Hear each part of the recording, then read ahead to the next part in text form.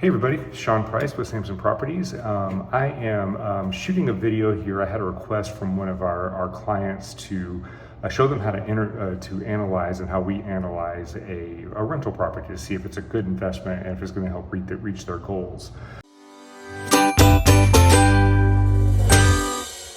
Forgive the audio. I'm actually hosting an open house. It's a little bit slow, so I figured it would be a good opportunity for me to go ahead and get this video shot. That's why the camera angle's weird and all that, but just bear with me on this. I think it's going to be some good information. The first thing I want to say is when you're analyzing a rental property, you can't, I can't tell you what a good and bad investment is. It has to be based on what your goals are. Are you looking for a place to park money to let it appreciate and gain value over time? Are you looking for that plus cash flow? Are you looking for that plus cash flow plus tax incentives? Like, what are you looking for? So we're gonna go through all of the benefits, the potential benefits of what owning a rental property can look like, and we'll just see if this would be something that might fit somebody's goals here. Okay, so the first thing that we need to look at, or the first thing I want to make clear, analyzing a property. I just pulled this property at random. I told this gentleman that I would run a $750,000 property, a $1 million property, and a over $1 million property so we could see the differences. This one is going to be a condo because condos are very, very easy to find comps for. They're very easy to find what the rental value will be, and they're very easy to determine what the appreciation is because there are multiple condos that are the exact same that you can use to calculate all these measures. So I figured it'd be great to start with a condo on the very first one. So we're picking a condo. It's 820 Crestwood Heights. Sales price is $750,000. At the time of shooting this video, this property is actually on the market. I want to give credit where credit is due. This is listed by Anna Hahn from Grace Home Realty and Investment. So I want to make sure who this property was listed with. Okay, so slide this over here just a little bit. I need to see something else. All right, so here is what I use and what we use to analyze our properties. So first thing we do is we input the property address. Next thing we're gonna do is look at the purchase date. So date of this video is 8/23/2025. So all the numbers that I'm gonna run are assuming that we bought the property, it closed on 8/23/2025, and it closed for a sales price of $750,000. I took not this condo, but I went and looked at an exact duplicate of this condo that sold in 2022, and it sold for $630,000. The reason I did that is because I wanted to figure out what the rate of appreciation is so that that can be calculated into our return on investment, and I'll show you how that works in just a couple minutes. So we have a sales price of $750,000. We have a down payment of $187,500. Because this is an investment property, they're usually going to require at least 25% down. So that's what I put down. Closing costs estimated is going to be about 3% of the sales price, so it's $22,500. All these numbers are going to come into play here in a few minutes when I show you the analysis. Total cash invested, $210,000, okay? I'm going to tell you why that's important here in just a few minutes. Association dues, $893.59 a month. So we're starting to figure out what the expenses are for actually running this property. Financed amount, this is the difference between the sales price and the down payment, $562,500 at this time, probably about 7.25% interest rate. Total assessed value, $626,470. So that's the tax assessed value. The land cost assessed value is $125,000. So the actual improvement assessed value is 19.95%. So these numbers are used for calculating depreciation value, because that's another potential return on investment with a rental property. You only get depreciation on the improvement or the actual building. You don't get depreciation on the land because the theory is the land never depreciates. Excuse me.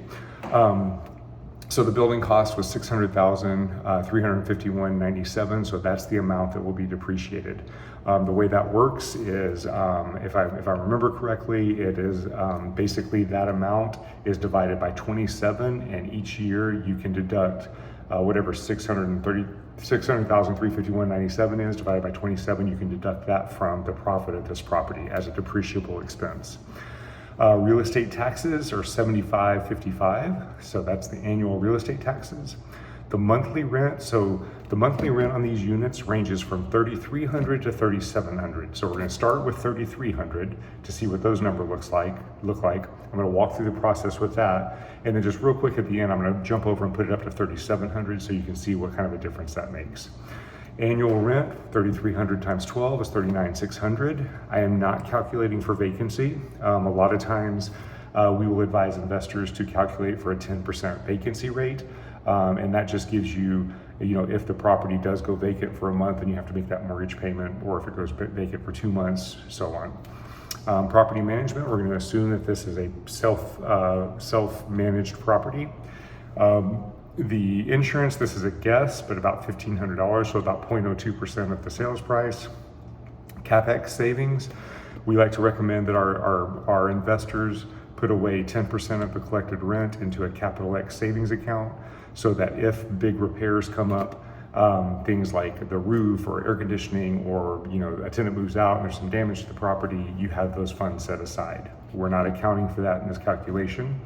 Repairs for the year, we're going to assume that the property did not require any repairs. You can run this, we run this spreadsheet for our clients every year, so this is how we can actually determine what the return on investment was for that year.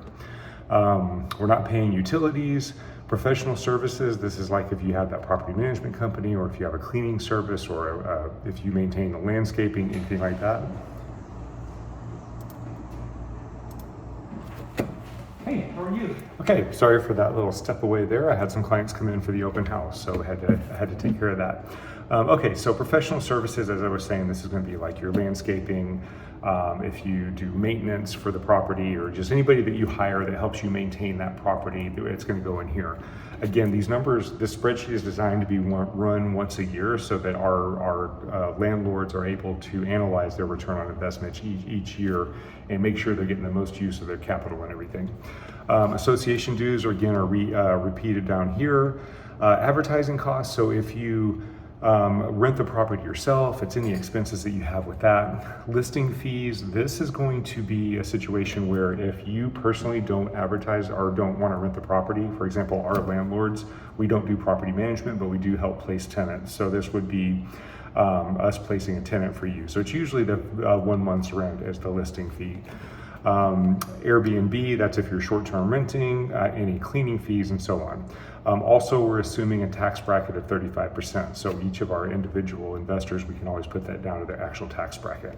Okay, so these are the numbers that we have to take into consideration. So now let's look and see, does this property perform? And again, performance is based on each individual investor, what your goals are, what you're trying to accomplish with your money.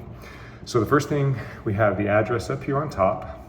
We have the purchase cost, cash invested, and the closing costs. So that cash invested does include closing costs. Purchase dates over here. The financing amounts, $562,500, 7.25% interest rate. Term is 360 months.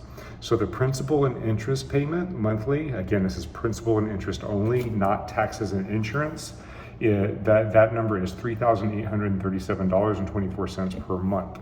So you're already knowing off the top of your head, if you're thinking about it, that if you're collecting $3,300 a month, you're losing about $537 a month. Okay, so negative cash flow off the top, and that does not include taxes, it does not include insurance or any of those other expenses. This is just an annualization of how much you paid in principal this first year. So all of these payments, $5,444 went to principal, and this is actually going to be calculated in later for debt pay down, and then your interest is right here. Okay, so the next thing, we're talking about depreciation. So you did the calculation that I was telling you about a little bit earlier, and then the total depreciation on this property is going to be $21,828.80 per year. So that's money that can be used against the income of this property, and if you have the proper tax filing statuses, it can actually be used against your W-2 income. So you have to talk to your accountant about that, but that can be kind of a ghost return on investment. You know, if you're in a 35% tax bracket and you get to deduct $21,000 from your taxable income, that's a savings around $7,000, $7,500. So that's a helpful number. So now we're into the expenses. So you may have seen a little jump that just happened on this number. I don't know if you caught that or not, but I realized the calculation had changed on here, so I had to go back and redo the program. But basically your real estate taxes are $75.55. Again, when you pay your mortgage payment, those taxes do come out on a monthly basis and it escrows, but we still want that number in for calculations, and we do it on an annual basis for the calculations. So $75.55 for the year in real estate taxes, $1,500 estimated in homeowners hazards insurance. Hazard insurance on a condo is a little bit less expensive than on a single family home because the condo association takes care of the actual building. You're only paying for sheetrock in, so it's usually more reasonable.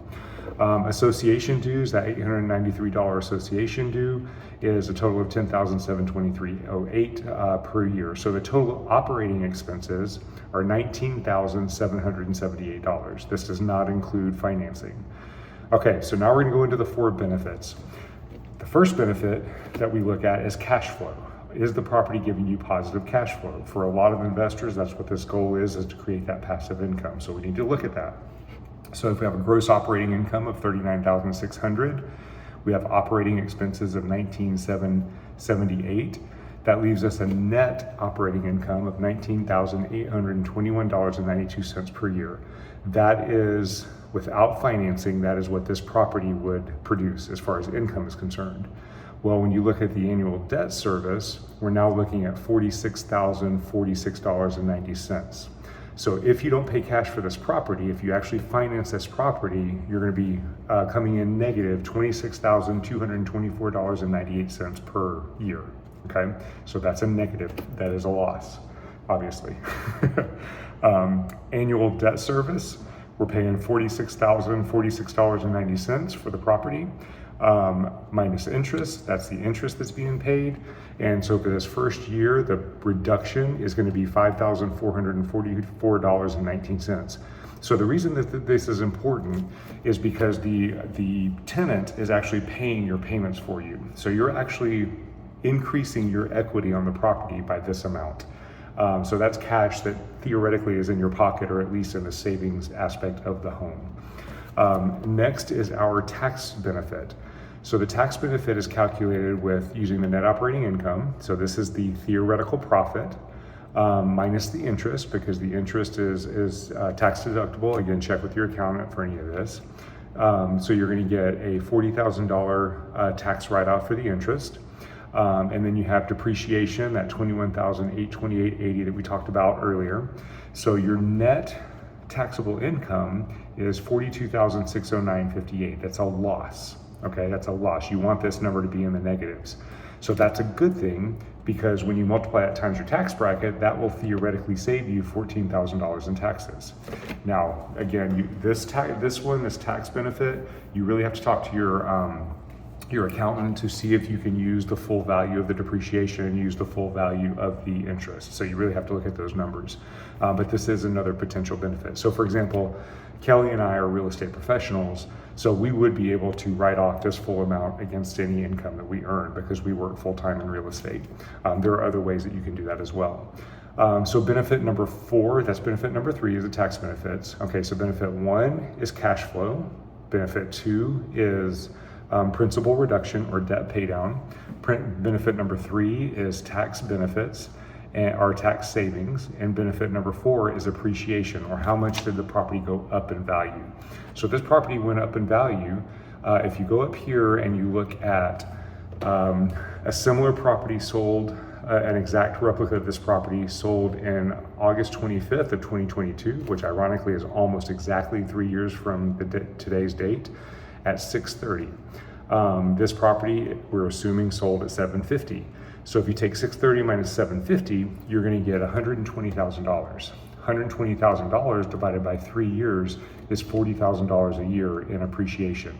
So if you take that $40,000 in appreciation per year and you divide that by the sales price of $750, you're going to get an average appreciation of 5.3% on this condo, which is good appreciation for a condo. A lot of times condos don't appreciate that much. So that's going to give you an average of $40,000 per year in appreciation. So that again is income because the property value is going up. So if you think about it just simply from an appreciation and a debt pay down value, you've got $45,544. So $40,000 appreciation, debt pay down, $5,444. So your savings account, you're in that property, basically the equity that is sitting in that property for you, grew by $45,444 on this property. Okay, even though you lost $26,000 in cash flow. And then also you potentially save $14,000 on taxes. So what does this look like for rate of return when you're calculating? So a lot of times investors will have a specific rate of return that they are looking to accomplish with their money. All right, so the first thing now, and also keep in mind, these returns are based not on the sales price of $750,000. They're based on the amount of cash that you, the investor, had to put into this property.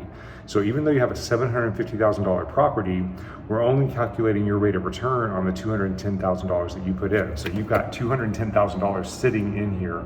What is that $210,000 earning as your rate of return? So that's what we want to look at. That's another benefit of real estate, is you can leverage $750,000 worth of appreciation with only a $210,000 investment. Okay, so what do these rates of return look like? The first one, the return on investment with appreciation. This is calculated by taking the cash flow before taxes, which is this number, a loss of $26,000, adding the principal to reduction, which is $5,444.19, subtracting the taxes saved. So again, if you could take full advantage of this, you're going to benefit in $14,913.35, and then you're adding the appreciation. When you do that, then you divide by your cash invested in closing costs. So that's your total cash invested. You would get a 14.681 return on your investment. That's with appreciation. So that's a good return on the investment. Return on the investment without appreciation. So if you take out this $40,000, because the appreciation honestly is a little bit of gambling. You don't have any control over what those values are going to do. So let's say that they don't go up. If you take that out and you do the exact same calculations without the appreciation, then you're going to have a negative 2.52%, 524% return cash on cash. Okay, that's going to be your cash flow return. Your capitalization rate. So capitalization rate is your net operating income, which is this number right here. I'm sorry, no, net operating income. Where is net operating income? Is this number right here, 19,821, when you take your gross rent subtracted from your expenses, 19,821.92, and you divide that by the cash invested. You divide that by the purchase cost, the $750. So this is what the CAT rate is. This is what this property, sorry about that. It's been a while since I've looked at the breakdown. This is what the property, how it would perform. So a lot of commercial investors use capitalization rate to quickly analyze the value of a property. And so basically it's like, what is your net operating income after all your expenses divided by what the purchase price was? How did that property perform? 2.643%. Cap rates right now are kind of compressed because of the massive appreciations that happened.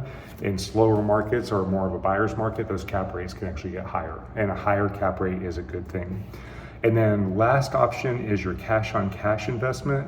That's how much you have cash flow before taxes, plus your cash invested in closing costs. Cash on cash, you're losing 11.28% on the money, and that's because you have a negative $26,000 cash flow.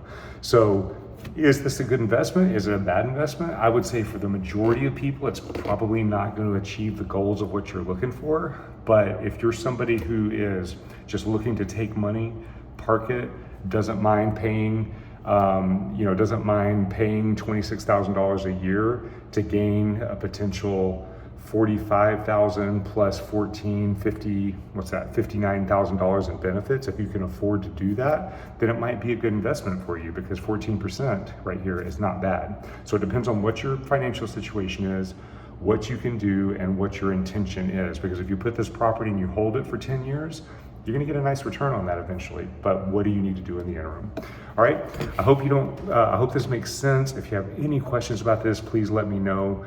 And next week we will look at a $1 million property, and then the following week we'll look at one that's a little bit higher. Oh, wait, before we go, I wanted to bump up the rent to $3,700 and see what that does.